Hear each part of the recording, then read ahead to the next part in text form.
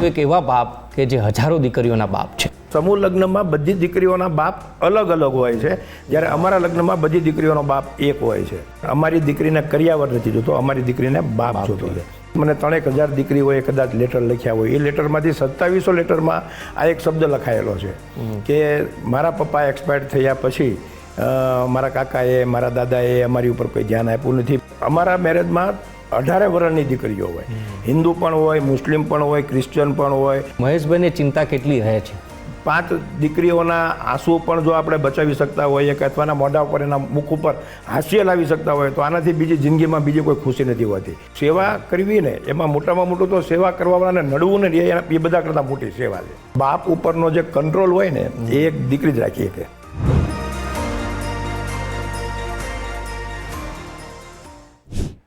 નમસ્કાર, હું ઉમંગ રાવલ ગુજરાત ફર્સ્ટના જનમંચ કાર્યક્રમમાં આપ સૌનું સ્વાગત કરું છું. આજે જનમંચ કાર્યક્રમમાં એક એવા વ્યક્તિ અમારી સાથે છે. આપણે એમ કહીએ છીએ કે ઘરમાં દીકરીઓ તો લક્ષ્મીનો વાસ કહેવાય, પરંતુ એક એવા બાપ કે જે હજારો દીકરીઓના બાપ છે. તમે કદાચ આજ મારું વાક્ય સાંભળીને સમજી ગયા હશો કે કોની વાત કરવા માગું છું, અને એટલા માટે જ મહેશભાઈ સવાણી આપણી સાથે છે. સાહેબ, આપનું ખૂબ ખૂબ સ્વાગત છે ગુજરાત ફર્સ્ટના જનમંચ કાર્યક્રમમાં. સાહેબ, મેં જેમ કીધું કે આપણે ઘરે બધા એવું કહે છે કે એક દીકરી ઘરમાં હોવી જરૂરી છે, કારણ કે લક્ષ્મીનો વાસ થાય, દીકરી હોવી ઘર માટે ખૂબ સારું, શુભ, લાભ બધું જ આપણે કહીએ છીએ. સભ્ય સમાજમાં દીકરીઓની વાત પણ ઘણી બધી થાય છે. આપ એક એવા વ્યક્તિત્વ છો કે જે લગ્ન તો કરાવે છે, એ સમૂહ લગ્ન ઘણા બધા સમાજ કરાવે છે, પણ આપ જે લગ્ન કરાવો છો એ દીકરીને પરણવાથી લઈ અને છેક સુધી એને નિભાવને, એટલે બાપ જે રીતે જવાબદારી લે, જવાબદારી આપ નિભાવો છો, એ વિચારનો ઉદ્ભવ ક્યાંથી થયો હતો અને અત્યારે વિચાર કેટલી દીકરીઓને પરણાવી ચૂક્યો છે? પીપી સવાણી ગ્રુપ 2007થી પ્રથમ 2 દીકરીઓ મિતુલા અને અમૃતા, આ 2 દીકરીઓથી આના લગ્ન કરાવવાનું શરૂ થયું હતું. મિતુલા અને અમૃતાના જે પપ્પા છે ઈશ્વરભાઈ, એ અમારા સવાણી પરિવારના જ હતા, અને લગ્નના 10 દિવસ પહેલાં જ્વેલરીની દુકાનમાં ફાઇનાન્શિયલ પ્રોબ્લેમના હિસાબે ત્યાં જ્વેલરીની દુકાનમાં જ્વેલરીનો દાગીનો જ્વેલર્સે ન આપતા એટેક આવ્યો અને એક્સપાયર થયા. બંને દીકરીઓને મેં 6 મહિનાની, 12 મહિનાની હતી, 1 વર્ષની હતી ત્યારથી મેં એમને રમાડેલી. એટલે મને મારી પોતાની દીકરી પ્રત્યે જેમ લાગણી હોય એવી જ લાગણી હોય એ દીકરીઓ માટે હતી. અને પ્રથમ 2 કન્યાદાન મને ત્યારથી એ મિતુલા અને અમૃતાના કન્યાદાન કરવાનો મને ભગવાને અવસર આપ્યો. અને પછી મને એવું થયું કે આપણે સમાજ સેવા તો ઘણી બધી લોકો, કોઈ મંદિરોમાં દાન આપે છે, કોઈ ગૌશાળામાં દાન આપે છે, કોઈ દુષ્કાળોમાં દાન આપતા હોય, કોઈ જમણવારના દાનો કરતા હોય, પણ આ વિધવા બહેનોના આંસુ લૂછવાવાળું કોઈ નથી એવું મને એ વખતે લાગતું હતું. અને એટલે મને એમ થયું કે ભાઈ, જે દીકરીના પપ્પા ન હોય અને જે બેન ગંગા સ્વરૂપ બેન હોય, એના પતિ એક્સપાયર થઈ ગયા હોય, તો લગભગ 90-95% એવા પરિવારો છે કે એકવાર ઘરમાં કમાવનાર વ્યક્તિ અવસાન પામે ને પછી એમના સગા ભાઈઓ પણ એમની ભાભી ઉપર ધ્યાન નથી આપતા અને એમના બાળકો ઉપર પણ ધ્યાન નથી આપતા. મારી પાસે અત્યાર સુધીમાં લગ્ન કરેલા હોય એવી 5278 દીકરીઓ છે. એમાંથી મને 3000 દીકરીઓએ કદાચ લેટર લખ્યા હોય, એ લેટરમાંથી 2700 લેટરમાં આ એક શબ્દ લખાયેલો છે કે મારા પપ્પા એક્સપાયર થયા પછી મારા કાકાએ, મારા દાદાએ અમારી ઉપર કોઈ ધ્યાન આપ્યું નથી. મારા મમ્મીએ પેટે પાટા બાંધીને અમને મોટા કર્યા, મારા મમ્મીએ કચરા પોતા કર્યા, મારા મમ્મી રોટલી બનાવવા ગઈ, મારા મમ્મી સીવણકામ કરવા ગઈ અને અમે મોટા થયા. અને અમારે અમારું ભણતર છોડી દેવું પડ્યું. એટલે મારી દીકરીઓના જે મેં લગ્ન કર્યા છે ને એ લગભગ ગ્રેજ્યુએટ 10% જ હશે. બાકી બધી દીકરીઓ કોઈ 10 ભણેલી, કોઈ 12 ભણેલી, કોઈ 7 ભણેલી, અમુક દીકરીઓ તો ભણ્યા વગરની દીકરીઓ છે. એટલે એવી દીકરીઓ માટે મારે કંઈક કરવું, એ વિધવા બહેનો માટે મારે કંઈક કરવું. અને એના માટે પીપી સવાણીએ સર્વપ્રથમ તો સ્કૂલોમાં ફી ભરવાનું ચાલુ કર્યું કે જે બાળકોના પપ્પા નથી સુરતમાં અને ગુજરાતી મીડિયમમાં ભણતા હોય એવા 9500-600 બાળકોને યાદી બનાવી અને એ લોકોની ફી ભરવાનું ચાલુ કર્યું. પછી એનું મેડિકલ ચાલુ થયું, પછી એના લગ્ન ચાલુ થયા, પછી એની મેટર્નિટી ચાલુ થઈ. એટલે જેમ જેમ મને ભગવાન અવસર દેતા ગયા એમ હું એ દીકરીઓ માટે કામ કરતો ગયો. અને દીકરી એ દીકરી છે, એ મારી પોતાની દીકરી છે કે એ કોઈ બીજી અન્ય સ્ત્રીના પેટે એના જન્મ લીધો છે.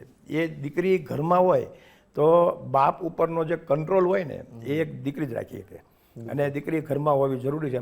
ભગવાને અમારા પરિવારમાં મારા બાપુજીની 6 ભાઈ 1 બેન, અમે 3 ભાઈ 1 બેન, અમારા 3 ભાઈના 6 બાળકો, એમાં 5 ભાઈ 1 બેન. એટલે ભગવાને અમને દીકરીઓ આપી નથી, પણ ભગવાને હું ભગવાનનો આ તબક્કે આભાર પણ એટલા માટે માનું છું કે ભગવાને ભલે મારા ઘરમાં દીકરીઓ નથી આપી, પણ આજે હું 5277 દીકરીઓના પપ્પા, એ દીકરીઓ મને પપ્પા કહીને બોલાવે છે ને એનો મને આ જિંદગીમાં જીવાનો ગૌરવ છે. ચોક્કસ સાહેબ, આમ તો જ્યારે પણ સમૂહ લગ્ન થાય ને એટલે એક સિસ્ટમ હોય છે, કોઈ પણ સમાજમાં થાય તો એક ફોર્મ સિસ્ટમ બહાર પડતી હોય છે અને ફોર્મ ભરાવ તો એમાં કરિયાવર ખાસ કરીને પૂછતા હોય છે કે ભાઈ કરિયાવરમાં શું આપવાનું છે. આપની સાથે ક્યારે આવું બન્યું? કારણ કે ફોર્મ આપ થકી તો ક્યારે બહાર જોયા નથી કે ભાઈ પીપી સવાણી ગ્રુપના કે મહેશભાઈ થકી જે સમૂહ લગ્ન થાય છે એનું ફોર્મ બહાર પડ્યું છે અને ફોર્મ ભરી દો ત્યાં લગ્ન થશે. કોઈ એવું આવીને પૂછે છે ખરું કે કરિયાવરમાં શું આપવાના છે? સાહેબ, અમારા લગ્નમાં કરિયાવરમાં શું આપવાના છે એનું આજ સુધી એક પણ દીકરીઓએ લિસ્ટ નથી માંગ્યું. અને અમે ઘણી બધી બહેનોને કહીએ પણ, જે ગીર સોમનાથથી આવતા હોય, જુનાગઢથી આવતી હોય, રાજકોટથી આવતી હોય, યુપીથી આવતી હોય, એમપીથી આવતી હોય, ઓડિશાની દીકરીઓ હોય, તને પૂછે કે તમે એટલા બધા દૂર લાંબા કેમ થાવ છો? તો એની મમ્મી એક જ વસ્તુ બોલે કે અમારી દીકરીને કરિયાવર નથી જોતો, અમારી દીકરીને બાપ જોતો છે. કારણ કે અમારા લગ્ન, હું આપના માધ્યમથી કહું, અમારા લગ્ન સમૂહ લગ્ન છે જ નહીં. સમૂહ લગ્ન અને અમારા લગ્નમાં જમીન આસમાનનો ફરક છે. સમૂહ લગ્ન 3 કલાકનો પ્રોગ્રામ હોય, દાતાઓના સન્માન હોય, મહેમાનોના સન્માન હોય. અને અમારા લગ્નમાં દાતાઓ હોય, ક્યારેક અમારી સાથે કોઈ જોઈન્ટ થયું હોય કે ભાઈ 50-50% જોઈન્ટ, તો મારી કેપેસિટી 150 દીકરીઓને પરણાવવાની છે તો અમે 300 પરણાવીએ. કોઈ ત્રીજું જોઈન્ટ થાય તો 450 પરણાવીએ. પણ 150 દીકરી પરણાવવાનો અમારો ધ્યેય છે, એ અમારો ફિક્સ છે કે ભાઈ એ પીપી સવાણી પરિવારની કેપેસિટી મુજબ એ પરણાવશે. કોઈ જોઈન્ટ થાય તો એ દીકરીઓમાં સંખ્યા વધે. એટલે અમારે કોઈ દાતાઓના સન્માન નથી હોતા. બીજું કે અમારું મેઇન જે ધ્યેય હોય છે એ દીકરી હોય છે. એ દીકરી જેનો બાપ નથી એના મંડપમાં એક બાપની જવાબદારી માટે જવું, જે દીકરીને ભાઈ નથી ત્યાં મારા દીકરાઓ એનો જવતલ હોમવા માટે જવું, એ દીકરીને વિદાય આપવી, એ દીકરીઓની આજીવન ધ્યાન રાખવું. સમૂહ લગ્નમાં મહેંદી રસમ નથી હોતી, સમૂહ લગ્નમાં ગરબા રાસ ગરબા નથી હોતા, સમૂહ લગ્નમાં મંડપ મુહૂર્ત નથી હોતું, સમૂહ લગ્નમાં કુલ્લુ મનાલી નથી હોતું, સમૂહ લગ્નમાં માતા અને સાસુની જાત્રા નથી હોતી. આ બધું અમારામાં હોય છે. અને એ એટલા માટે, અને સમૂહ લગ્નમાં મોટામાં મોટી બાબત એ છે કે સમૂહ લગ્નમાં બધી દીકરીઓના બાપ અલગ અલગ હોય છે, જ્યારે અમારા લગ્નમાં બધી દીકરીઓનો બાપ એક હોય છે. બીજું, સમૂહ લગ્નની અંદર ફક્ત અને ફક્ત સ્ટેજ પ્રોગ્રામ જ રહેતો હોય છે, જ્યારે અમારા લગ્નમાં દીકરીઓ ઉપર દીકરીઓના એક મંડપમાં જઈને એમનું કન્યાદાન કરવું, એમની કેર કરવી, એમની મનગમતી વસ્તુ, ટૂંકમાં એના બાપ જીવતો હોય અને જે સપના દીકરીએ જોયા હોય એ તમામ સપનાઓ પૂરા કરવાના. અને લગ્ન પછી દીકરીઓને કુલ્લુ મનાલી એટલા માટે મોકલીએ કે અમારા મેરેજમાં 18 વર્ષની દીકરીઓ હોય, હિન્દુ પણ હોય, મુસ્લિમ પણ હોય, ક્રિશ્ચિયન પણ હોય, પટેલ હોય, પ્રજાપતિ હોય, દરબાર, આહિર, જૈન, બ્રાહ્મણ બધા જ હોય, વાલ્મીકી સમાજ, દરેક સમાજની દીકરીઓ હોય. અને આ બધા જ્યારે મનાલી જતા હોય ત્યારે એ બધા સગા સાઢુ ભાઈઓ બની જાય, બધી દીકરીઓ છે એ બધી સગી બહેનો જેવી થઈ જાય. અને અમે કોઈ દિવસ અમારા કોઈ પણ કાર્યમાં, પીપી સવાણીના કોઈ પણ કાર્યમાં કોઈ દિવસ જ્ઞાતિ, જાતિના, ધર્મના ભેદભાવ અમે જોયા જ નથી. અને દીકરીને આજીવન એનું ધ્યાન રાખવું. અમારી દીકરી કે જમાઈને ક્યારેય પણ કોઈ પણ જાતનું મેડિકલ ઇમરજન્સી આવે તો વિધિન 10 મિનિટમાં એને જે હોસ્પિટલમાં મેડિકલની ઇમરજન્સી હોય ત્યાં પૈસા પહોંચે. માનો કે કોઈ અમારો જમાઈ, આજે તો મારા એક જમાઈ એક્સિડન્ટમાં એક્સપાયર થઈ ગયા, તો એ જમાઈને આજે 2 તારીખ છે, તો આવતી 1 તારીખથી એ દીકરીને દર મહિને 10,000 રૂપિયા મળશે. એના જે બાળકો છે એ ત્રીજું 3-4 વર્ષના બાળકો છે એ ગ્રેજ્યુએટ થાય ત્યાં સુધી એને ફી મળશે. એટલે જ દીકરીની માં જે ગંગા સ્વરૂપ બેન છે ને, એમને એવું છે કે મહેશભાઈ માં એટલે કે પીપી સવાણી પરિવારમાં જ અમારી દીકરીના લગ્ન કરે. અમારા લગ્નના ફોર્મ છેલ્લા 7-8 વર્ષથી બહાર પાડ્યા જ નથી. આવતા વર્ષ માટે અમારે 150 લગ્ન કરવાની અમારી કેપેસિટી છે. 280 ફોર્મ વગર ફોર્મે અમારા નામ થઈ ગયા છે. હવે અમને દુઃખ તો એ બાબતનું થાય કે અમે જે દીકરીને ના પાડશું એ દીકરીની માને કેટલું દુઃખ થશે. ચોક્કસ સાહેબ, આપે કીધું કે જવતલ હોમમાંથી લઈ અને જ્યારે કોઈ પણ એવી ઘટના બને તો છેલ્લી ઘડી સુધી નિભાવવાની જવાબદારી બાપની હોય છે અને આપ જવાબદારી નિભાવવાની વાત કરો છો. તો મહેશભાઈની સિસ્ટમ કઈ રીતે કામ કરે છે? જાણવું એ છે કે કારણ કે 5000 દીકરીઓને પરણાવી હોય અને અલગ અલગ વિસ્તારોમાં હોય, અલગ અલગ રાજ્યોમાં, અલગ અલગ ક્ષેત્રમાંથી, પ્રાંતમાંથી જો દીકરીઓને પરણાવી અને મોકલી હોય તો આખું એક મેનેજ કરવાનું થાય. કારણ કે 5000 દીકરીઓના નામ સાથે જ આખું જો સિસ્ટમ કઈ રીતે કામ કરે છે મહેશભાઈની, એ પણ એક જાણવું છે. અમારે દીકરીના લગ્ન પછી એવરેજ 100 જમાઈ અને 100 દીકરીઓની કુલ્લુ મનાલીની ટૂર થાય. 12 દિવસ સાથે રહે એટલે એક પરિવારની ભાવના થાય. એ 100 જમાઈમાંથી એક જમાઈ કેપ્ટન થાય. અમારે 5300 જમાઈમાંથી 53 કેપ્ટન, એક કેપ્ટનની અંદર 100 લોકો હોય. એવી જ રીતે દીકરીઓની ટીમ હોય. પછી જે જમાઈ આજે 5300 જે જમાઈને દીકરી છે એમાંથી ડૉક્ટર કેટલા છે તો કે 39 ડૉક્ટર છે. એ પછી આયુર્વેદિક ડૉક્ટર હોય, MBBS હોય, MS હોય, MD હોય, તો એ ડૉક્ટરોનો એક સેલ હોય. અમારે દીકરીના જમાઈમાં વકીલ કેટલા છે તો 81 વકીલ છે, તો એનો એક સેલ હોય. અને ભાવનગરમાં કેટલી દીકરીઓ સાસરે છે તો કે 650 દીકરીઓ ભાવનગરમાં સાસરે છે, અમરેલીમાં 450 છે, અમદાવાદમાં 200 છે, મુંબઈમાં 29 છે, કેનેડામાં છે, અમેરિકામાં છે, લંડનમાં છે. આ બધી દીકરીઓના સેલ બન્યા હોય. એટલે કેનેડામાં 10 દીકરીઓ સાસરે હોય તો 10 દીકરીઓ એકબીજાના ગ્રુપમાં જોઈન્ટ હોય. અને એવી રીતે દર 100 જમાઈ ઉપર એક જમાઈ કેપ્ટન અને એક જમાઈની અંદરમાં 100 લોકો. અને અમે એક કપલ દીઠ 7,000 રૂપિયાનું ઇન્વેસ્ટમેન્ટ કરીએ. એટલે 7,000 રૂપિયા હોય એટલે તમે વિચારો કે 5,000 જમાઈ હોય એટલે 3.5 પોણા 4 કરોડ રૂપિયાનું બેલેન્સ હોય. હવે એ બેલેન્સમાંથી જ્યારે પણ કોઈ ઇમરજન્સી આવે દીકરીના એમના હસબન્ડને એટલે કે અમારા જમાઈને અને અથવા એમના બાળકોને, તો ઇમિડિયેટલી 10 મિનિટની અંદર આ જે અમારું ફંડ છે એમાંથી એમને ફંડ પહોંચે. અને 3 લાખ 4 લાખનો જે કંઈ પણ ખર્ચો કરવો પડે એ અમારું સેવા સંગઠન એ કરે. અને સેવા સંગઠન આખું ચલાવે અમારા જમાઈઓને દીકરીઓ જ. બરાબર. એક દીકરીને જમાઈઓમાં ક્યારેક અણબનાવ બન્યો હોય, એ લોકોમાં પણ અત્યારના જમાનામાં ફાઇટિંગ થતી હોય, સાસુ સસરાની હેરાનગતિ અથવા તો દીકરીની મારો મમ્મીની બીજો પ્રશ્ન એ હેરાનગતિ. જ હતો કે માનો કે કંઈક ગૃહ કલેશ, કારણ કે અત્યારે બધા સમયમાં એવું છે કે ગૃહ કલેશ થતો હોય તો એ પણ નિવેડો લાવવો એટલો જરૂરી હશે, તો એના માટેની પણ વ્યવસ્થા હશે. એના માટે પણ એક સમાધાન સેલ બનાવ્યો છે. જે દીકરીઓ તણ સમજવું હોય, અમુક બાબતો એવી હોય કે દીકરી છે એ અમુક બાબતો પુરુષને ન કહી શકે તો એ દીકરીઓને કરે. અને અમુક પુરુષની પણ બાબત હોય કે એ ન કહી શકે દીકરીને તો એ કુમારોને કરે. એક સમાધાન સેલ હોય. અને અમે તો પ્રાઉડ સાથે કહીએ કે કદાચ જે અત્યારના સમયમાં ડિવોર્સના પ્રમાણ બહુ વધી રહ્યા છે, અને છતાં પણ અમારા પરિવારમાં, અમારી આ દીકરીઓમાં, અમારા જમાઈમાં હા ક્યારેક તોડવા પણ પડે કે ભાઈ દીકરીના પણ અવગુણ હોય અથવા તો કુમારના પણ અવગુણ હોય, તો એવા પરિવાર એવા સંજોગોમાં અમારે એવા ડિસિઝન લેવા પડે કે તમે બંને અલગ થાવ, એમાં જ જીત છે. અને એ પ્રમાણે અમારે ડિસિઝન લેવા પણ પડે. પણ અમે 95-99% સુધી તો એમનું પરિવાર સુખમય રીતે એમનું જીવન ચાલે એવા અમારા પ્રયત્નો હોય. સાહેબ, આટલી બધી દીકરીઓ જ્યારે હોય તો ક્યાંક રોજગારીની વાત આવે તો એના માટે કોઈ એવી વ્યવસ્થા મહેશભાઈ થકી ઊભી કરવામાં આવી છે કે દીકરીઓ અંદર પણ વાતચીત કરતી રહે? એમને માનો કે ઘરેથી કોઈ કુર્તીનો બિઝનેસ કરતું, કોઈ ગૃહ ઉદ્યોગ કરતું હોય તો એ પણ ક્યાંક ને ક્યાંક પરિવારના જ સભ્યો, કારણ કે 5,000 પરિવારનો આવડો મોટો સમૂહ અને મોટો પરિવાર જ્યારે ભેગો થાય એટલે રોજગારીની તકો સાથે જ બીજી પણ વ્યાપારની તકો પણ એટલી વધતી હોય છે, તો એના માટે કોઈ સિસ્ટમ કામ કરે છે ખરી? ને એ મેં તમને જે કીધું ને કે અમારે સેલ હોય, ડાયમંડમાં કેટલા કામ કરે છે, ટેક્સટાઇલમાં કેટલા કામ કરે છે, પ્લમ્બરિંગનું કેટલા કામ કરે, અને દરેક જમાય અમારું જે સેવા સંગઠન છે ને એની સાથે બધા જ મેમ્બરો જોડાયેલા હોય. દીકરીઓનું સેવા સંગઠન અલગ ગ્રુપ હોય, જમાઈનું સેવા સંગઠનનું અલગ ગ્રુપ હોય.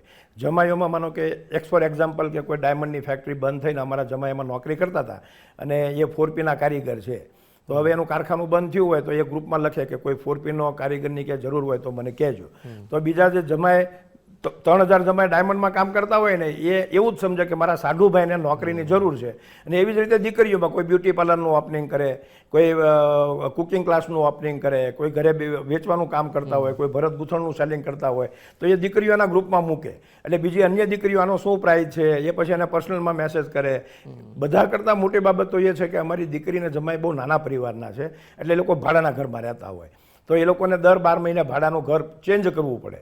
તો એ દીકરી એમાં ગ્રુપમાં લખે કે ભાઈ સીતાનગર ચોકડીમાં કે બોપલમાં કે XYZ જગ્યાએ કોઈ ઘર હોય 2500ના ભાડાનું તો હોય તો કહેજો. તો આજે બ્રોકર થ્રુ જો એ ઘર લેવા જાય તો એને 2 ભાડા તો એને બ્રોકર દેવું પડે.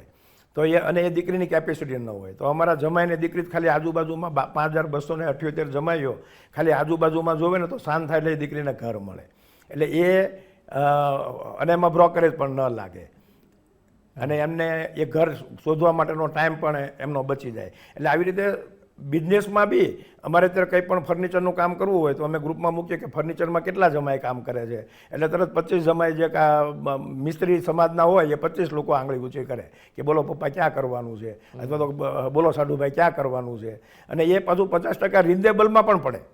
એટલે આ પણ બિઝનેસમાં પણ એકબીજાને દીકરીઓને મદદરૂપ થાય, જમાઈઓને મદદરૂપ થાય અને બધા એકબીજાને મદદરૂપ થતા હોય. ચોક્કસથી મહેશભાઈ, આવડો મોટો પરિવાર જ્યારે સાથે લઈને ચાલતા હોય એટલે ચિંતા રહેતી હોય, કારણ કે આપણે તો 5 જણાનો પરિવાર હોય તો એને પણ નથી સાચવી શકતા, અને આપણે 5,000 દીકરીઓને પરણાવી છે એટલે 5 દૂને 10,000 જમાઈ સાથે આપણે કરીએ તો, એમના છોકરા હોય તો વધારે એક્સપાન્ડ થતો જાય, પરિવાર આવડો મોટો છે. એ ચિંતા એક સામાજિક જવાબદારીની પણ હોય. તો મહેશભાઈની ચિંતા કેટલી રહે છે?